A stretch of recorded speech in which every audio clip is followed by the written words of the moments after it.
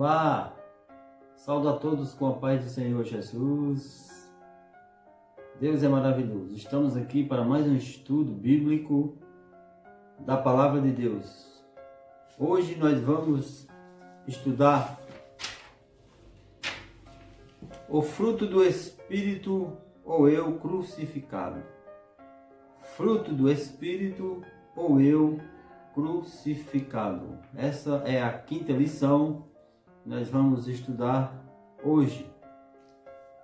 Que Deus possa iluminar nossas mentes, nossas palavras, para que nós tenhamos mais entendimento, da palavra de Deus. Que o Espírito Santo possa nos iluminar nesse estudo, onde vamos aprender algo maravilhoso da palavra do Senhor. Então, nós temos hoje como o tema fruto do Espírito ou eu crucificado. Vamos usar hoje o texto áureo que se encontra em Romanos capítulo 15 e o versículo 13, que diz assim a palavra de Deus: Ora, o Deus de esperança vos encha de todo gozo e paz em crença, para que abundeis em esperança pela virtude do Espírito Santo. Glória a Deus. Veja que maravilhoso, O Deus de esperança, vos encha de todo gozo, de toda paz, de todo prazer, de toda alegria, de tudo de bom. É o que o Deus poderoso, Ele nos enche de tudo isso, de alegria, de paz, de gozo. É maravilhoso, porque em Gálatas 5:22, lá diz assim, que mais o fruto do Espírito é caridade, gozo, paz, longanimidade, benignidade, bondade, fé, mansidão, temperança. Louvado seja Deus. O Espírito Santo, ele veio para nos dar todas essas coisas, para que nós possamos estar com a esperança em Cristo Jesus, através da nossa mansidão, através do nosso amor, através da nossa fidelidade a Cristo. O Espírito Santo nos proporciona tudo isso em nossas vidas. Vamos para a verdade prática. O fruto do Espírito é um dos temas mais vibrantes da ética cristã, pois mostra para o mundo o que o Espírito Santo colocou dentro de cada um de nós. Veja que maravilhoso, Os temas mais vibrantes da ética cristã. Pois mostra para o mundo o que o Espírito Santo colocou dentro de cada um de nós. Então, o cristão deve ter ética, O cristão deve ser educado, o cristão deve ter amor, o cristão deve ter mansidão, porque é o Espírito Santo quem coloca dentro de nós, cada um de nós, Louvado seja Deus. Então, nós vamos aqui para a verdade prática, que está em Gálatas, no capítulo 5, e o versículo 16 a 26. Diz assim a palavra de Deus: Digo, porém, andai em espírito, e não cumprireis a concupiscência da carne. Porque a carne cobiça contra o espírito, e o espírito contra a carne. E estes opõem-se em um outro, para que não façais que quereis. Mas se sois guiados pelo Espírito, não estáis debaixo da lei. Porque as obras da carne são manifestas, as quais são prostituição, impureza, lascívia, idolatria, feitiçaria, inimizades, porfias, emulações, iras, pelejas, dissensões, heresias, invejas, homicídios, bebedices, glutonarias e coisas semelhantes a estas, acerca das quais vos vos declaro, como já antes vos disse, que os que cometem tais coisas não herdarão o reino de Deus. Mas o fruto do Espírito é caridade, gozo, paz, longanimidade, benignidade, bondade, fé, mansidão, temperança. Contra essas coisas não há lei. E os que são de Cristo crucificaram a carne com as suas paixões e concupiscências. Se vivemos no Espírito, andemos também no Espírito. Não sejamos cobiçosos de vanglórias, irritando-nos uns aos outros, invejando-nos uns aos outros. Glória a Deus. Este é o nosso leitura bíblica, Gálatas 5, 16 e 26. Glória a Jesus. Vamos para a nossa introdução do nosso estudo de hoje. O fruto do Espírito é o resultado de uma vida cristã abundante e manifesta. Dá no relacionamento entre os irmãos e irmãs da igreja e no lar, na convivência com os descrentes do trabalho e na sociedade. Por isso devemos entender o conflito entre a carne e o Espírito e a função do fruto do Espírito. Glória a Deus. Veja, irmãos, que é uma constante briga entre a carne e o Espírito. Quando você alimenta a sua carne, com essas coisas do mundo, com essas coisas que o mundo oferece, que são bebidas, drogas, vícios, tudo isso que lhe tira da presença de Deus. Quando nós deixamos forte esse lado, nós estamos fortalecendo a nossa carne. Quando nós deixamos essas coisas de lado, inveja, brigas, vícios, drogas, todas essas coisas, e deixamos de lado, nós se fortalecemos no Espírito Santo de Deus. Então é uma guerra constante, carne contra espírito, trevas contra luz. Então o Espírito Santo, maravilhoso, ele tem esse propósito de nos fortalecer espiritualmente. Louvado seja Deus, graças ao Senhor. Por isso, louvado seja o nome de Jesus. Então, o primeiro ponto, o fruto do Espírito Santo na vida do crente. Como o fruto do Espírito Santo nasce na vida do crente, cresce na vida do crente. Como ele age, como ele interage no dia a dia do crente, no seu trabalho, no seu dia a dia, com seus amigos, aonde ele estiver. Como é que o Espírito Santo interage na vida do crente? Então, vamos ver aqui nesse primeiro ponto. O crente em Jesus é alguém que vive sob os domínios do Espírito. Ele é liberto da lei e dos rudimentos deste mundo. Mas isso não significa uma vida passiva. O fruto do Espírito é a expressão do Espírito na vida do crente. Definição: Jesus nos salva e nos dá o Espírito Santo.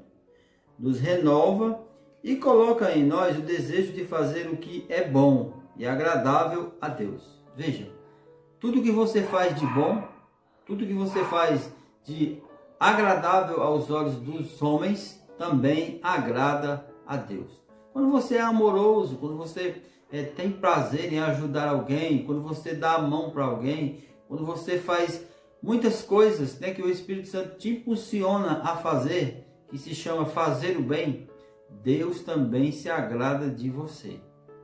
Louvado seja o nome de Jesus.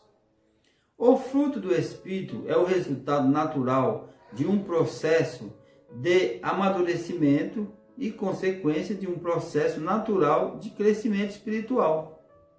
Ele surge gradativamente dentro de nós, como resultado da regeneração do Espírito Santo, de forma instantânea e também gradativa, por meio do crescimento na graça de nosso Senhor Jesus Cristo, como acontece com a santificação. O apóstolo apresenta 9 modalidades do fruto. 9 modalidades do fruto. Então vamos aqui. O fruto no singular. Alguns expositores estranham o fato de Paulo contrapor as obras da carne com o fruto do Espírito. No singular, quando era de se esperar frutos, o missionário Eurico Bernstein explica esse singular, ilustrando-se esse fruto como um laranja e seus gomos. O fruto que aparece logo em seguida é o amor, caridade. Na versão Almeida Corrigida, de 1969, diz o missionário, as 8 virtudes seguintes são os reflexos do amor: gozo, paz, longanimidade, benignidade, bondade, fé, mansidão e temperança. Donald Green chama o fruto do Espírito de 9 modalidades do fruto. A forma singular sugere que nela se produz a unidade de caráter de Cristo. As 9 graças mencionadas, todas elas em contraste com as confusões das obras da carne. Veja, quando a carne está forte, ela tem uma confusão. Por quê? Porque ela se distancia do Espírito Santo, se distancia da palavra de Deus, ela se distancia daquilo que é agradável aos olhos do Senhor. Então nós sabemos que o caráter de Cristo é diferente. O caráter de Cristo é para nos santificar, é para nós vermos em Cristo, para quem vê o que Cristo passou, o que Cristo viveu, e mesmo assim ainda teve compaixão, teve amor, teve caridade, teve paz, teve todas essas coisas, para quem olhar em nós também veja essas coisas que Cristo fez, que nós sejamos imitadores, que nós temos os mesmos caráter que Cristo teve. Essa é a verdadeira postura do cristão, né? Louvado seja o nome de Jesus. Andar no Espírito. Ser guiado pelo Espírito significa, na linguagem paulina, vitória sobre os desejos e impulsos carnais. Veja, andar no Espírito, ser guiado pelo Espírito, significa vitória. Por quê? Porque quando você é guiado pelo Espírito Santo, você se desvia do mal. Ou seja, todo o tempo que você andar em novidade de vida, você vai andar com o seu Espírito Santo lado a lado, te mostrando, te revelando, dizendo a você qual o melhor lugar para você ir, para você andar, para você falar. O Espírito Santo é quem faz essas coisas em nossas vidas. Então, a vitória é garantida. Por quê? Porque nós estamos confiando, acreditando, depositando todas as nossas forças no Espírito Santo, que nos guia, que nos controla, que nos dá mansidão, que nos abre os olhos, que nos deixa uma pessoa com o caráter de Cristo. Louvado seja Deus por isso. Andar no Espírito é uma expressão que indica viver corretamente em humildade, submissão e santidade. O apóstolo Paulo usa termos similares para se referir a esse estilo de vida dos crentes. Para que possais andar dignamente diante do Senhor, agradando-lhe em tudo, frutificando em toda boa obra e crescendo no conhecimento de Deus. Andar e agradar a Deus. 1 Tessalonicenses 4:1.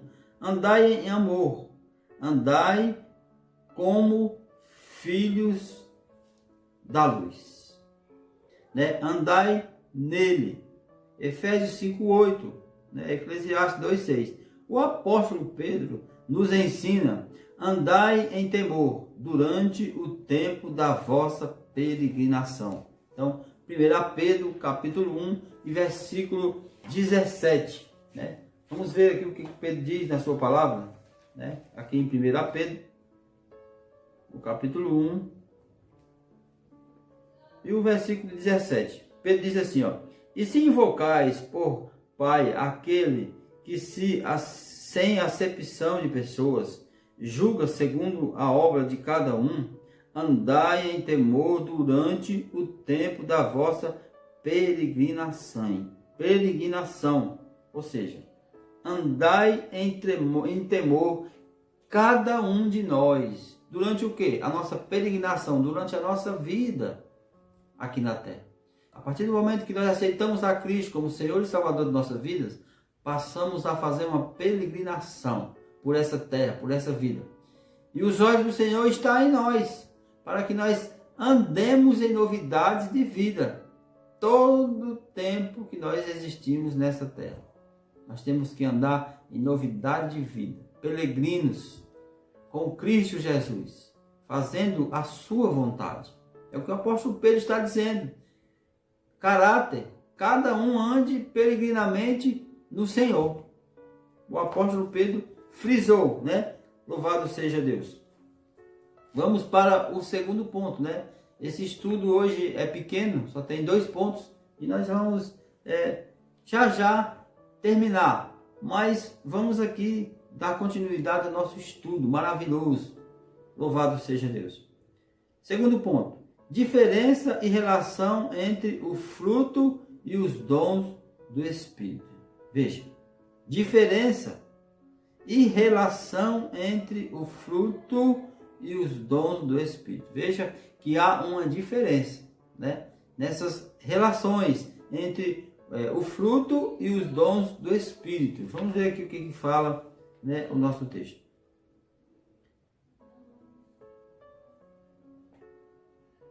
Os dons espirituais e o fruto do Espírito têm a sua origem numa mesma fonte e ambos glorificam a Cristo, mas se trata de coisas distintas. O amor, por exemplo, não é um dom. Diferença. O que há em comum entre essas duas fases abençoadas da nossa redenção? É a fonte de origem.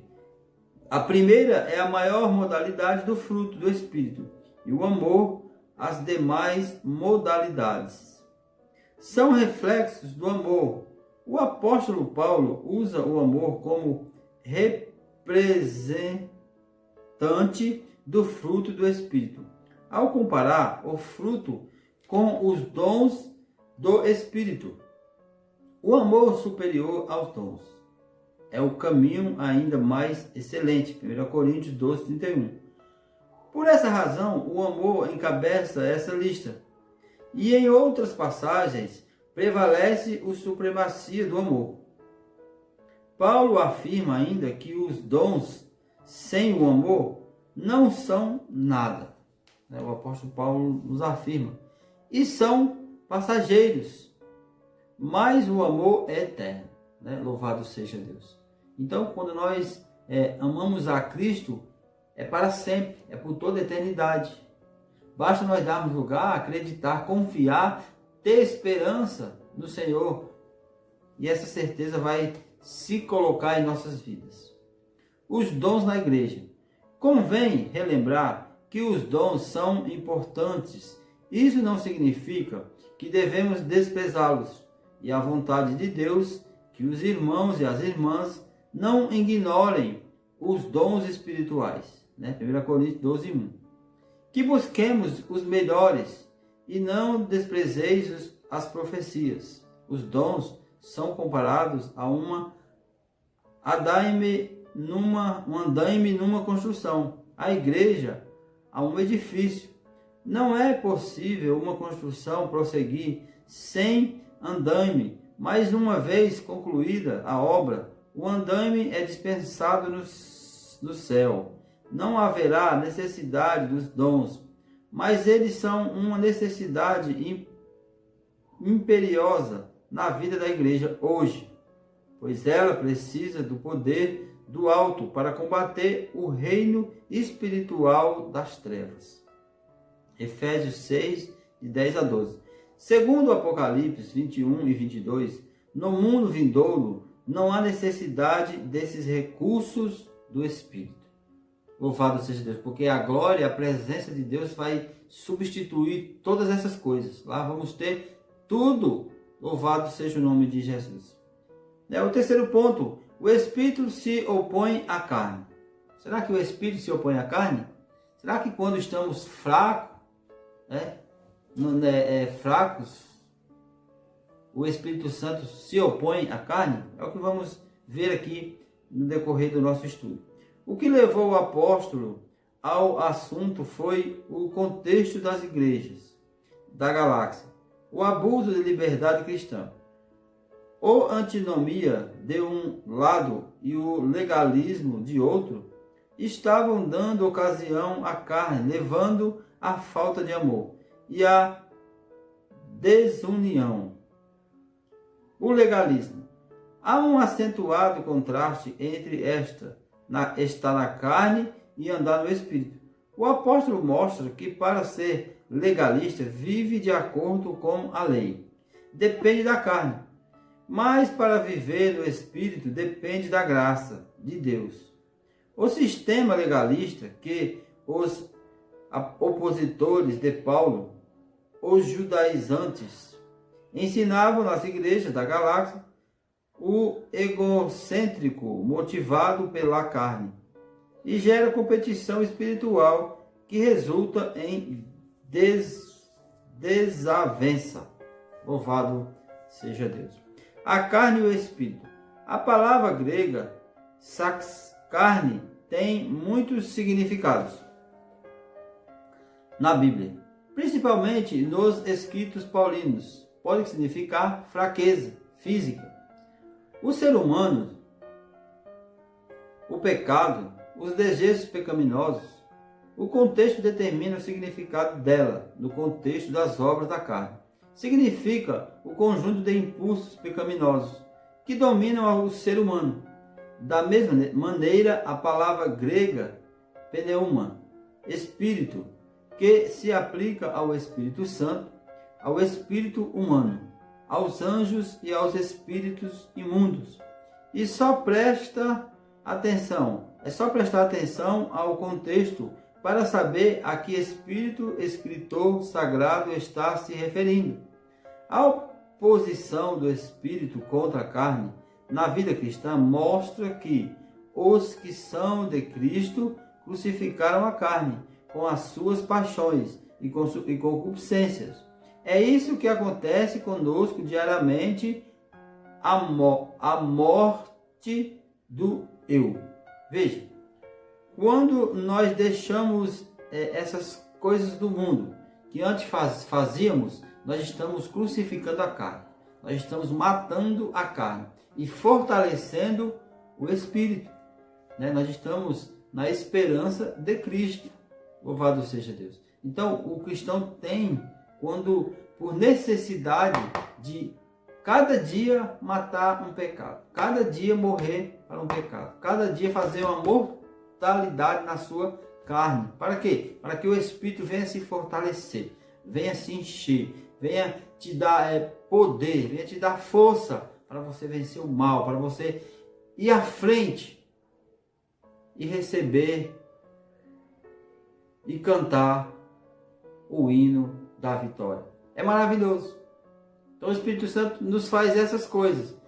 Nós temos que deixar ele entrar para nos fortalecer, para que nós possamos matar a carne.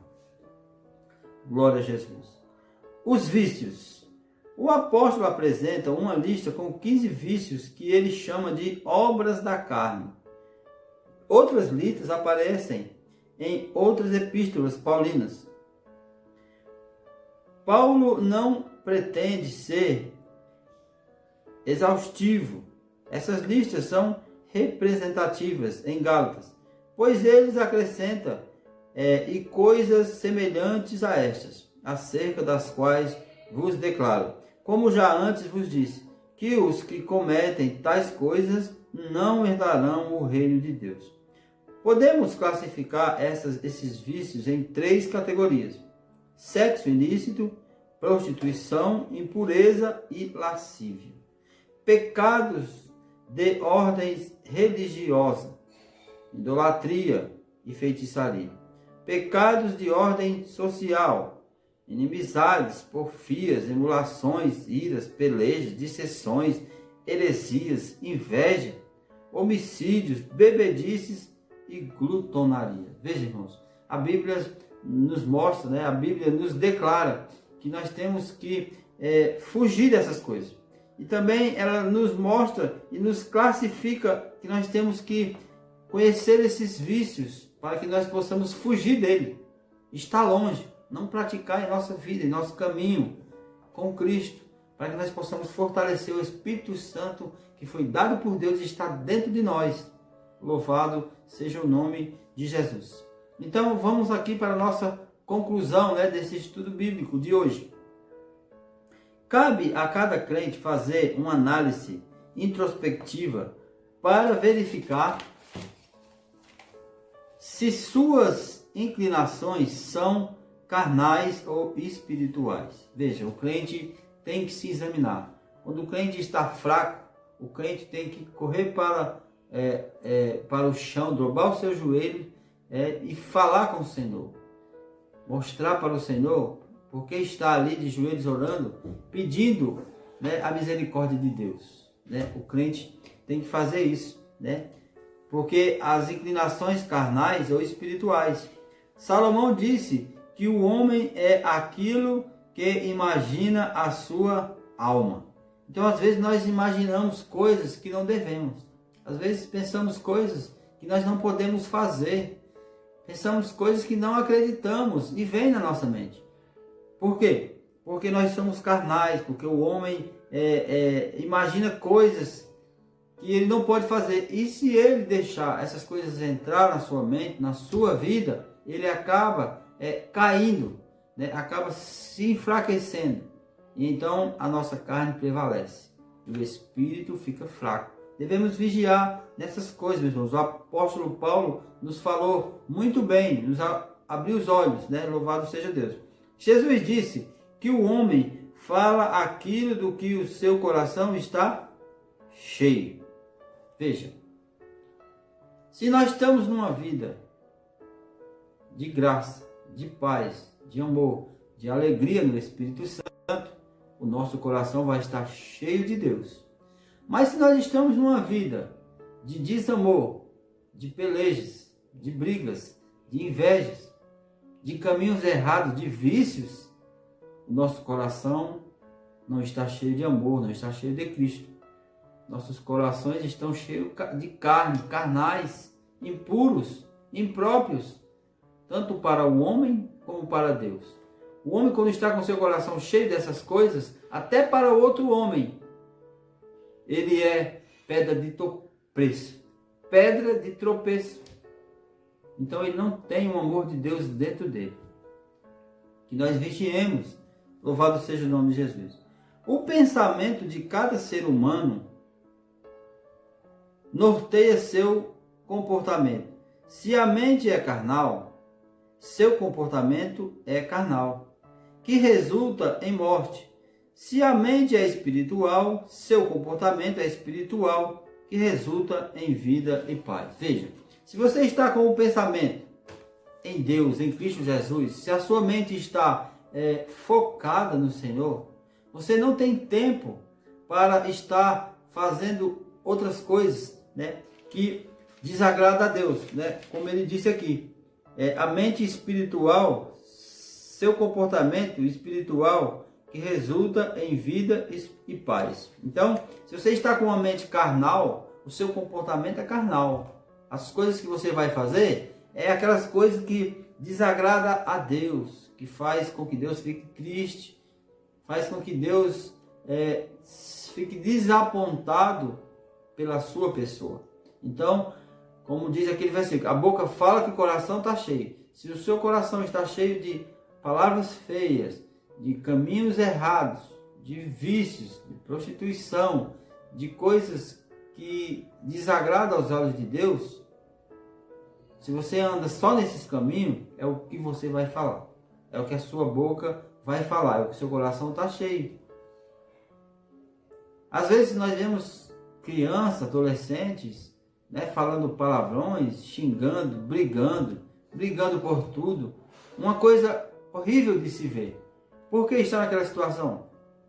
Porque os pais em casa vivem com o coração cheio de coisas erradas, de idolatria, de vícios, de coisas que não agradam a Deus. E os seus filhos, vendo aquilo, se enchem também os seus corações dessas coisas. Mas aqueles filhos que na casa do seu pai, da sua mãe, é amor, é paz, é alegria, tem palavras bonitas, da casa para a igreja, de igreja para casa, o coração dele não vai se encher das outras coisas. Não vai estar cheio daquilo que ele não escuta, daquilo que ele não ouve, daquilo que ele não presencia, daquilo que ele não vê. Então o apóstolo Paulo frisou muito bem, né? Nós devemos estar cheios do Espírito Santo de Deus. Por quê? Porque o Deus que morreu crucificado lá na cruz por mim e por você é maravilhoso.